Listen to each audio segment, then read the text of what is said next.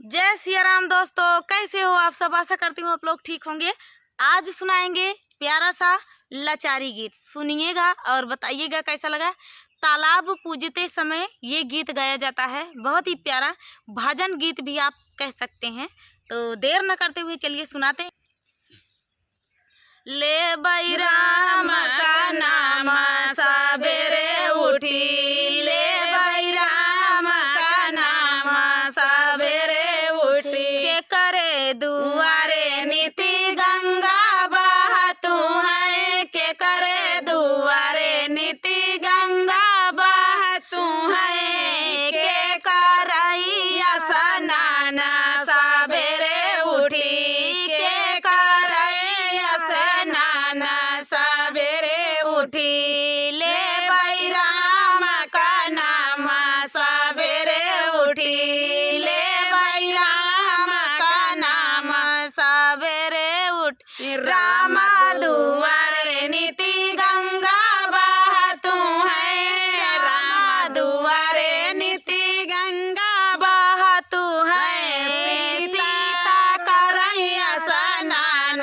सबेरे उठी, सीता करई स्नान सबेरे उठी, ले बैराम का नाम सबेरे उठी, ले बैराम का नाम सबेरे उठी, के करे दुआरे नीति मंदिर बनी है, के करे दुआरे नीति मंदिर बनी है, के करे पूजा पाठ सबेरे उठी, के करई पूजा पाठ सबेरे उठी, ले बैराम का नाम सबेरे उठी, ले बैराम का नाम सबेरे उठी, राम दुआरे नीति मंदिर बनी है, राम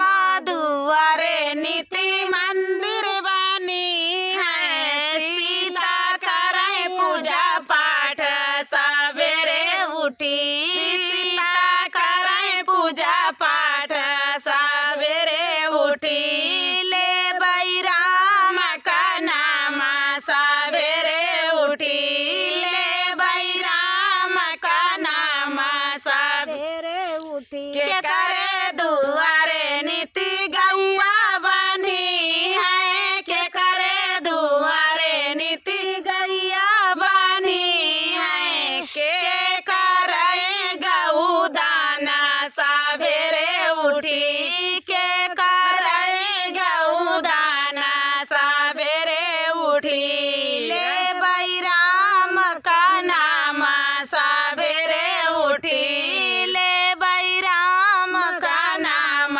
सबेरे, राम दुआरे नीति गैया बनी है, राम दुआरे नीति गैया बंधी है, सीता करे गऊ दान सबेरे उठी, सीता करे गऊ दान सबेरे उठी, ले बैराम का नाम सबेरे उठी, ले बैराम का नाम सबेरे उठी, ब्याहन चले रघुराई अवधपुर बाजई बधाई, ब्याहन चले रघुराई अवधपुर बाजई बधाई, राम लखन चारौ ब्याहन चले हई, राम लखन चारौ ब्याहन चले हई, दशरथ सुत रघुराई अवधपुर बाजई बधाई, दशरथ सुत रघुराई अवधपुर बाजई बधाई, ब्याहन चले हो रघुराई अवधपुर बाजई बधाई, ब्याहन चले हो रघुराई अवधपुर बाजई बधाई, बरहई भजनवा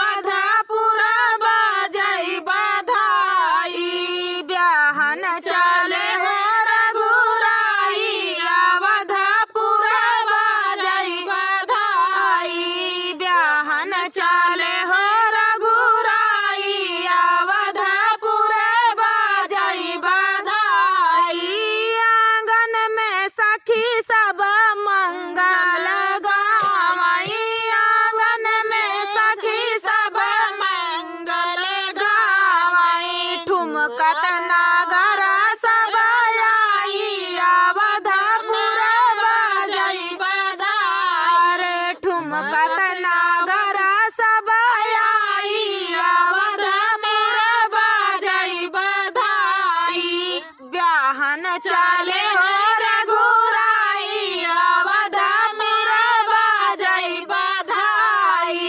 ब्याहन चले हो रघुराई, अवध में बाजई बधाई। माता कौशल्या मोहर लुटावई, माता कौशल्या मोहर लुटावई। सोनावा नदी बरसाई, अवधपुर बाजई बधाई। अरे सोनावा नदी है बरसाई, अवधपुर बाजई बधाई। ब्याहन चले हो रघुराई, अवधपुर बाजई बधाई। ब्याहन चले हो रघुराई, अवधपुर बाजई बधाई। तो दोस्तों ये प्यारा सा लाचारी गीत आप सभी को कैसा लगा? उम्मीद है आप सभी को अच्छा लगा होगा। नमस्कार दोस्तों, कैसे हो आप सब? आशा करती हूँ आप लोग ठीक होंगे। तो आज सुनाएंगी तीनों बहनें आप सभी को लाचारी गीत। सुनिएगा और बताइएगा कैसा लगा। तो ये कहारवा नाच गीत भी है, लाचारी गीत भी है, गा लीजिएगा जिस पे फिट बैठे। तो चलिए आए हैं लोकेशन पे नदी के किनारे। आप लोग जानते ही हैं मैं नदी के किनारे हूँ और नदी के किनारे रहती हूँ। दीदी बोली कि चलो मैं नदी के किनारे वीडियो बनाते हैं, दिखाने भी आ गए कि चलो हम दिखा देते हैं। 5 मिनट का रास्ता भी नहीं है मेरे घर से नदिया। तो चलिए दोस्तों आप लोग देखिए और बताइएगा कैसा लगा। गीत पे फुल आवाज करना, दीदी का सपोर्ट भर भर के करना दोस्तों। तो चलिए सुनाते हैं। तू राजा गोरहम काली बदरिया, तू राजा गोरहम काली बदरिया, तू राजा गोरहम काली बदरिया, तू राजा गोरहम काली बदरिया।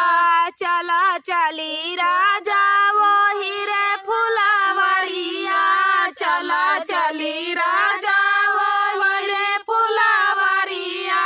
तू तोड़िहा फुलवा हम भरबई डेलरिया, तू तोड़िहा फुलवा हम भरबई डेलरिया। तू राजा गोरहम काली बदरिया, तू राजा गोरहम काली बदरिया। चला चली राजा वो हीरे पना घटावा, चला चली राजा वो हीरे पना घटावा। तू घैला भोरिया हम तू घैला बोरिया हम खिंचबई रसरिया, तू घैला बोरिया हम खिंचबई रसरिया। तू राजा गोरहम काली बदरिया, तू राजा गोरहम काली बदरिया। चला चली राजा अपने वही महलिया, चला चली राजा वही अपने महलिया, चला चली राजा वही अपने महलिया। तू महला घूमिहा हम देखबई अटरिया, तू महला घूमिहा हम देखबई अटरिया। तू राजा गोरहम काली बदरिया, तू राजा गोरहम काली बदरिया। चला चली राजा वही अपने अटरिया, चला चली राजा वही अपने अटरिया। तू से जिया दसिहा हम सोबई से जरिया, तू से जिया दसिहा हम सोबई से जरिया। तू राजा गोरहम काली बदरिया, तू राजा गोरहम काली बदरिया। तो दोस्तों ये प्यारा सा लाचारी गीत और कहारवा नाच गीत लोग इसे कहते हैं। तो चलिए दोस्तों मिलते हैं अगले वीडियो। कैसे हो आप सब? आशा करती हूँ आप लोग ठीक होंगे। आज सुनाएंगे बेटी विवाह गीत। सुनिएगा और बताइएगा कैसा लगा। बहुत ही प्यारा गीत है, बहुत ही प्यारा। तो देर न करते हुए चलिए सुनाते हैं। पीछे लोकेशन है नदी किनारे बैठ के हम तीनों बहनें वीडियो बना रहे हैं। आप लोग देखिएगा और बताइएगा कैसा लगा। तोड़ीला करैला पाती लिखली बिरोगजी पूरी कमाई पिया हमही का दिहाजी पूरी कमाई पिया हमही का दिहाजी। तोड़ीला करैला पाती लिखली बिरोगजी पूरी कमाई पिया हमही का दिहाजी पूरी कमाई पिया हमही का दिहाजी। पूरी कमाई धाना तोहरी का देबै जी अपने नैहरे धाना कबाहू ना जायू जी अपने नैहरे धाना कबाहू ना जायू जी। पूरी कमाई धाना तोहरी का देबै जी अपने नैहरे धाना कबाहू ना जायू जी अपने नैहरे धाना कबाहू ना जायू जी।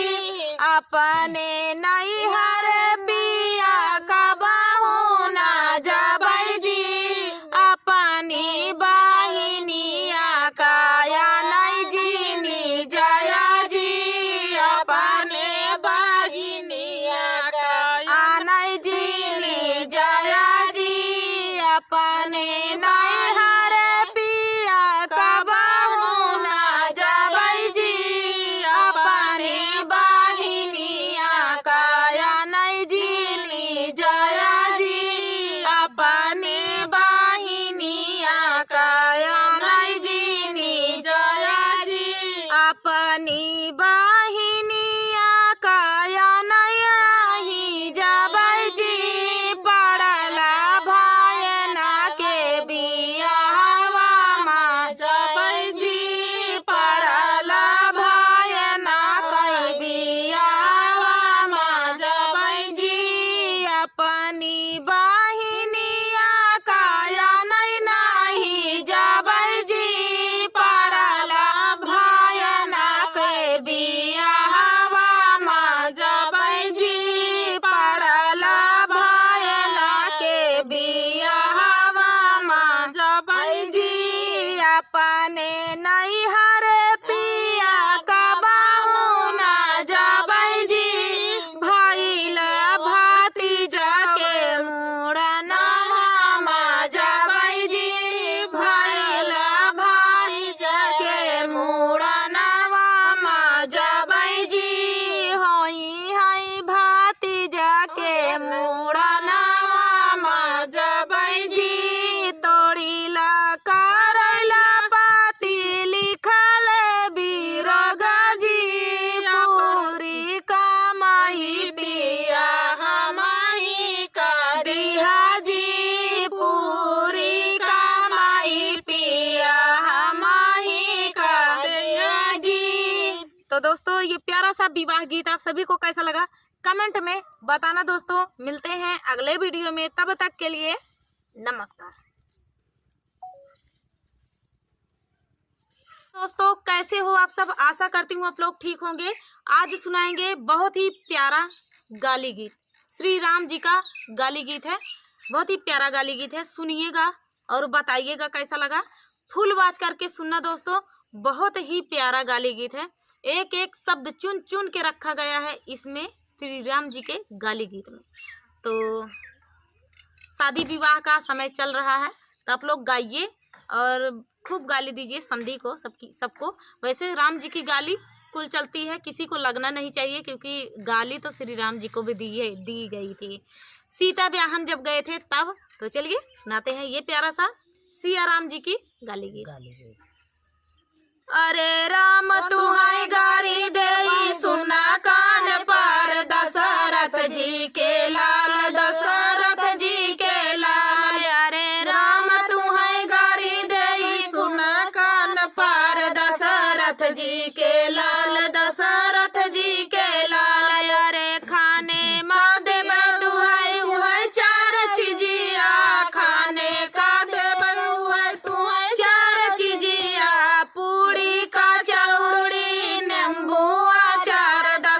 दशरथ जी के लाल, दशरथ जी के लाल। अरे पूड़ी का चौड़ी नींबू अचार, दशरथ जी के लाल, दशरथ जी के लाल। अरे राम तुम्हारी गारी देई सुना कान पार, दशरथ जी के लाल, दशरथ जी के लाल। अरे राम तुम्हारी गारी देई सुना कान पार, दशरथ जी के लाल, दशरथ जी के लाल। अरे पीने का देबै तुहै उहै चार चीजिया, पीने का देबै तुहै उहै चार चीजिया, गंगा जमुना तेरा बेनी का घाट, दशरथ जी के लाल, दशरथ जी के लाल। अरे गंगा जमुना तेरा बेनी का घाट, दशरथ जी के लाल, दशरथ जी के लाल। अरे राम तुम्हारी गारी देई सुना कान पार, दशरथ जी के लाल, दशरथ जी के लाल। अरे राम तुम्हारी गारी देई सुना कान पार, दशरथ जी के लाल, दशरथ जी के लाल। अरे कूचन का देबै तुहै उहै चार चीजिया, कूचन का देबै तुहै उहै चार चीजिया, लौंगा इलायची महोबे कै पान, दशरथ जी के लाल, दशरथ जी के लाल। अरे लौंगा इलायची महोबे कै पान, दशरथ जी के लाल, दशरथ जी के लाल। अरे राम तुम्हारी गारी देबै सुना कान पार, दशरथ जी के लाल, दशरथ जी के लाल। अरे राम तुम्हारी गारी देई सुना कान पार, दशरथ जी के लाल, दशरथ जी के लाल। अरे सूतन का देबै उहै चार चीजिया, सूतन का देबै उहै चार चीजिया, गद्दा गलै चायो तकिया तोहार, दशरथ जी के लाल, दशरथ जी के लाल। अरे गद्दा गलै चायो तकिया तोहार, दशरथ जी के लाल, दशरथ जी के लाल। अरे राम तुम्हारी गारी देई सुना कान पार, दशरथ जी के लाल, दशरथ जी के लाल। अरे राम तुम्हारी गारी देई सुना कान पार, दशरथ जी के लाल, दशरथ जी के लाल। तो चलिए दोस्तों, श्री राम जी का गाली गीत आप सभी को कैसा लगा कमेंट में बताना दोस्तों। बहुत ही प्यारे प्यारे शब्द हैं इस गाली गीत में। नमस्ते दोस्तों, बहुत ही ब्यूटीफुल धमाकेदार धमाका होने वाला है इधर। धमाका इधर गोला चलने वाला है, फूटने वाला है। बम जिसे कहते हैं वही है इस गाली गीत में। बहुत ही सुपर हिट गाली गीत है, आप लोग सुने भी होंगे, लेकिन इस गाली गीत को सुनिएगा। ये दोनों दीदी कैसे गाली देती हैं आप सभी को देंगी। कोई बाराती लोग हैं, जितने बाराती लोग हैं, दुल्हा हैं, समधी हैं और अगुआ, सबसे खास पहले अगुआ को जरूर गा दीजिए। अगुआ, और उसमें से खास होता है क्योंकि अगुआ ही दोनों का इधर का उधर का पक्ष मिलन कराता है। तो जो अगुआ होता है वही मार खाता है, वही गाली पाता है। तो हम लोग अभी तीनों लोग ऐसे भी पाएगा और बाद में भी पाएगा, दोनों का गाली पाएगा। हाँ, तो चलिए दोस्तों सुनाते हैं सुपर हिट गाली गीत। अरे तोरे बिरवा माया जबा बहार, बराई न बीरा लगा, तोरे बिरवा माया जबा बहार, बराई न बीरा लगा। अरे ऊ बिरवा खाई है समधी के बहिनी, ऊ बिरवा खाई है न अगुआ कई बहिनी, अरे खाताई गर्भ रही जाया, बराई न बीरा लगा। अरे खा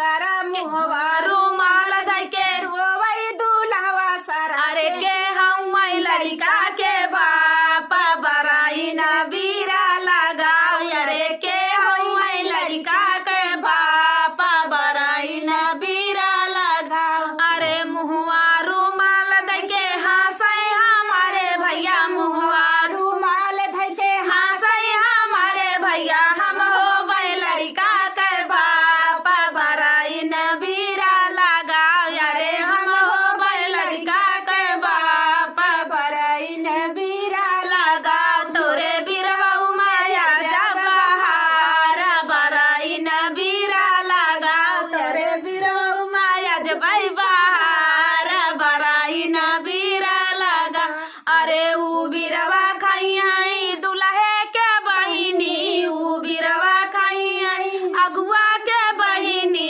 खाताई गर्भ रही जाय बराई न बीरा लगाऊ अरे खाताई गर्भ रही जाय बराई न बीरा लगा तोरे मुहवा रुमाल धइ के रोवई ओंकार सारे मुहवा रुमाल धइ के रोवै ओंकार अरे के हम लड़का के बाप बराई न बीरा लगाओ अरे के होई लड़का के बाप बराई न बीरा लगाओ अरे मुहवा रुमाल धइ के हंसै विजय रमा मुहवा रुमाल धइ के हंसै विजय अरे हम हो लड़का के बाप बराई न बीरा लगाओ अरे हम हो लड़का के बाप बराई न बीरा लगाओ तोरे बीरवा माया जब बहार बराई न बीरा लगाओ तोरे बीरवा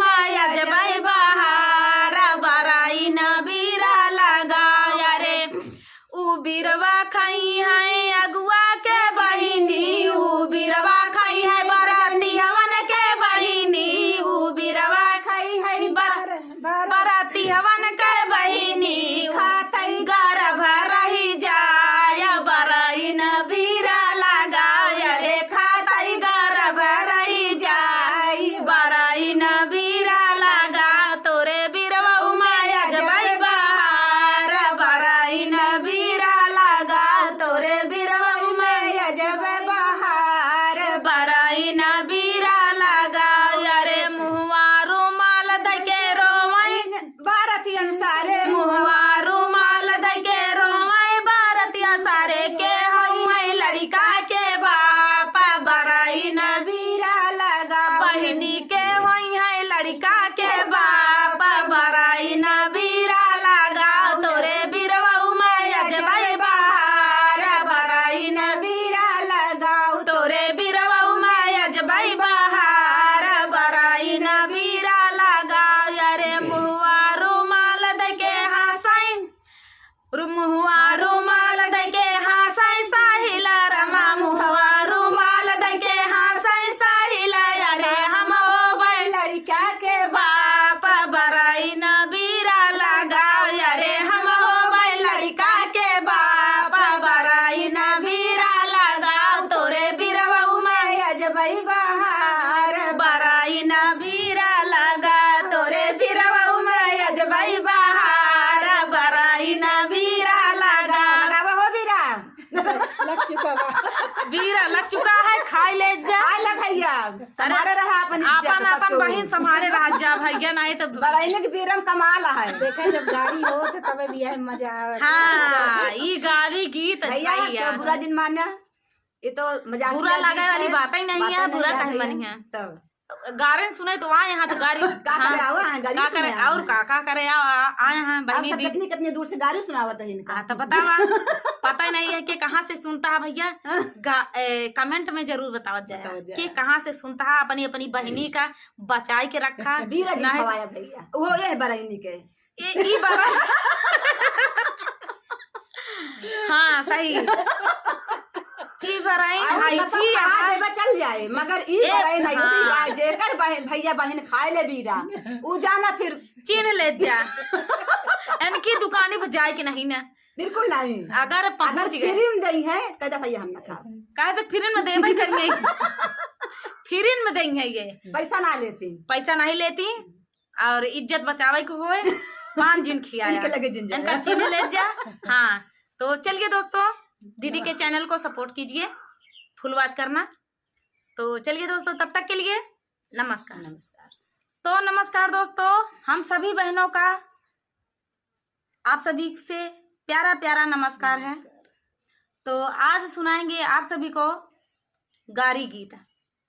दूल्हा जब खिचड़ी नहीं खाता है तो बहुत गुस्सा लगता है तो दूल्हा को लालच दी जाती है, लालच दी को जाती दिया है। जाता है। थोड़ा अपने आप ये होता है बिटिया का माई ऐसी होती कि का पावे दई डावे अपने दमाद का तू खुश हो जाए, कि खुश हो जाए, दुखी हो के न दुआरे से दुखी हो के दुआरे से न जाए, कहे कि बिटिया की जिंदगी अब दमादे से जुड़ गया है। तो यहाँ इस गीत में यहाँ की गारी गीत में ऐसा कुछ शब्द दिन गा है। अब गारी गीत तो है या कुछ ना कुछ तो भाई कहा जाए। तो देखा का कहा जाता है दुल्हा का, वैसे दुल्हा कोनो इज्जत रहत नहीं ओह दिन ओकरे बाद तो इज्जत होबे करत है, मुंह दिखाई तक इज्जत रहा था, खिचड़ी कौनो इज्जत ना है, गरियबे करत है, मुंह दिखाई में कौनो इज्जत नहीं रहता। काजा टीक दी, बिंदी टीक दी, मांग खोल के सिंदूर भर दी, ऐसी ऐसी सड़ुआई रहती, ऐसी ऐसी समधिन रहती, सरहज रहती, कभी कदा नहीं समधिन तो नहीं भरती, सरहजिया सड़ुआइनिया बहुत परेशान कर, बहुत ज्यादा परेशान करत थी। तो चला सुनावत है।